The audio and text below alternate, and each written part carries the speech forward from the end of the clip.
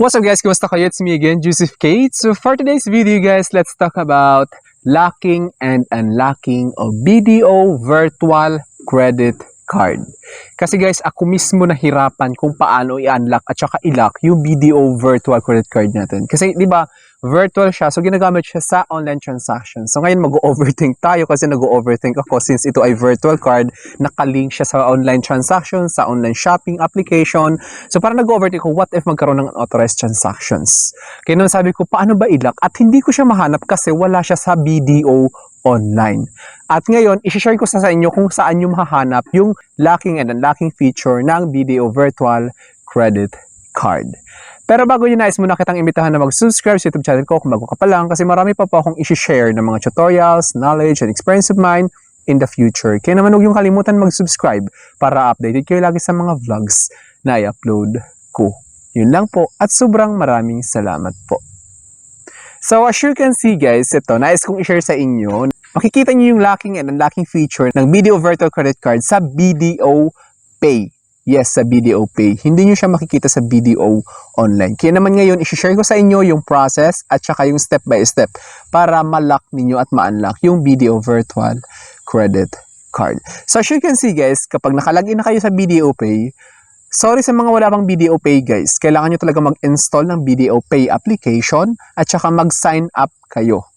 Ngayon, kung may BDO Online Banking na kayo, naka-link na or naka-enroll na yung BDO Savings account nyo sa BDO Online, mabilis lang yung signing up process sa BDO Pay. Kaya naman, kung hindi pa kayo nakapag-enroll sa BDO Online, better to act fast now kasi may process yung online banking enrollment. Tapos pag naka-enroll na kayo sa BDO Online, mabilis na lang kayo makapag-sign up sa BDO Pay. Ganun yung experience ko.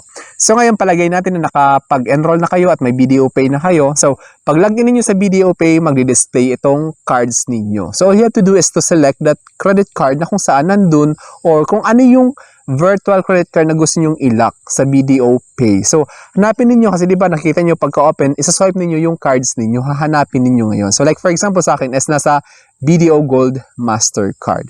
So ngayon, as you can see, nakalock yung BDO Gold Mastercard ko.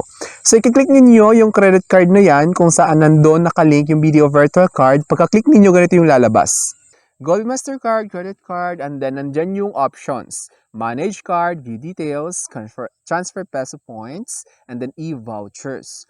So ngayon guys, since ilalak at i-unlock ninyo yung credit card ninyo, yung virtual card, dito kayo sa Manage Card. Take note lang guys, sa BDO Pay nyo ito makikita itong options na ito. So pagka-click niyo ng Manage Card sa BDO Pay, ayan, binilugan ko siya. Ganito yung lalabas. Card lock. Credit card transactions including ATM, in stores, and online will be declined. You can unlock your card anytime. Kasi nakalock na yung physical card ko. Hindi pa ito yung virtual credit card. So sa baba nakalagay, Manage supplementary cards. Manage and lock supplementary cards. So, dito nyo makikita yung options na yon. Dito nyo makikita yung virtual card ninyo. Pag click ninyo yan, yung Manage supplementary cards, ganito yung lalabas, MC virtual card. Kasi yan yung virtual card natin. So, kung may supplementary credit card kayo, makikita nyo rin dyan pagka-click ninyo ng Manage supplementary cards. Since wala akong supplementary credit card, yung virtual card ko yung makikita ninyo. So as you can see guys, nakalock na siya. Huwag nyo lang pansinin. So yan, pagka-click ninyo, i-click ninyo ulit yung MC virtual card na yan, then lalabas ito. Card lock, since nakalock na siya. Credit card transactions including ATM and store and online will be declined. So you can unlock your card anytime. So anytime naman guys, as long as may internet connection kayo, kung saan man kayo ng lupalop ng Pilipinas, basta may internet connection kayo, pwede nyo i-unlock anytime, basta via BDO Pay. So as you can see guys, ayan, card type is virtual. So nakalagay is lock card, block transaction made with this card. So ngayon all you have to do guys is to click that button. Nakikita niyo yung kulay blue na yan. So pag click niyo yan, makikita nyo, magsaswipe yan pa kaliwa since nakalock na siya. So ngayon kung hindi pa siya nakalock, magsaswipe yan pa kanan. Kasi gray yan guys kapag naka-unlock yung virtual card ninyo. Ngayon kung nakalock na siya, blue na siya. Since nakalock sa akin, tingnan nyo kulay blue siya.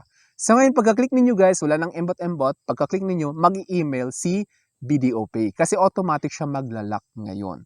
Makikita nyo, hello, you have successfully locked your credit card. then asterisk, asterisk, asterisk, then last 4 digits yan ng card number or ng virtual card number ninyo. And you will not be able to use it for any card-based transactions. To unlock, just log into BDO Pay and tap more, then manage cards. Tulad ng sabi ko, tulad ng pinakita ko sa inyo. Be smarter than scammer with BDO Stop Scams. Do not share your usernames. Kapag, di ba pag nag-login tayo guys sa BDO Pay, hinahanap yung username at saka yung password. Saka na tayo mag-generate ng 6 digits PIN. So do not reply to suspicious senders kasi visit BDO website and search for BDO Stop Scam to view all official BDO sender names. So, yun yung parang reminders nila. So, move on tayo doon. So, ngayon guys, nakalock na yung BDO virtual credit card ninyo.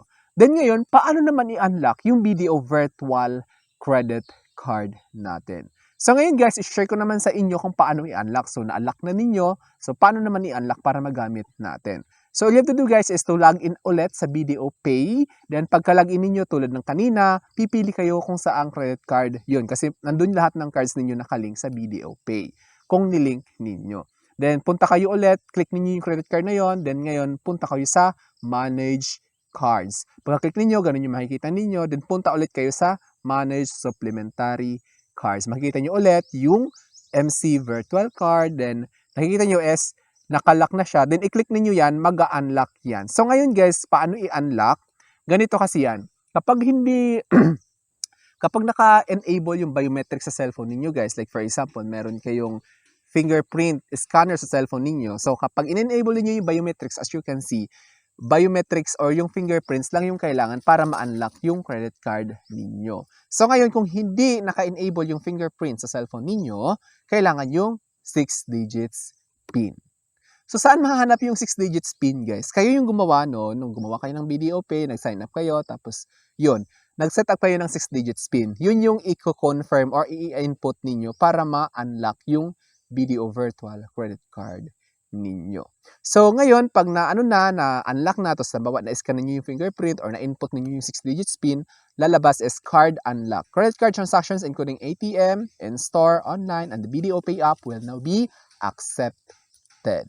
So, ngayon guys, mag-i-email ulit si BDO Pay. Makikita nyo is, hello, you have successfully unlocked your credit card. Asterisk, asterisk, then last 4 digits ulit.